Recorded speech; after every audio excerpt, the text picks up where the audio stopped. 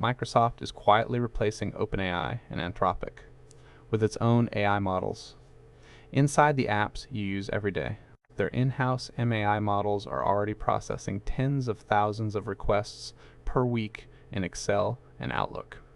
This isn't a pilot.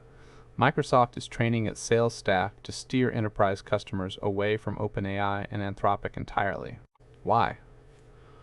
Mustafa Suleyman, head of Microsoft AI, said it plainly. We pay a lot of money to Anthropic, so our goal is to reduce and ultimately eliminate that cost. At Build 2026, they unveiled 7 new in-house models, including MAI-Thinking 1, their first reasoning model. But the benchmarks told a different story. MAI-Thinking 1 trailed GPT and Claude by a wide margin, landing roughly on par with DeepSeek V3.2, a fraction of the price.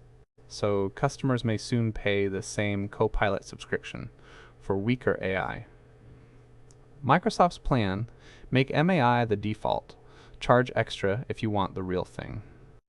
Satya Nadella hinted billing could shift to usage-based pricing entirely, passing the cost of premium models directly to you. The lesson? Owning inference beats renting it. When the world's biggest AI customer starts building its own models to cut the API tax, that's not a side project. It's the playbook.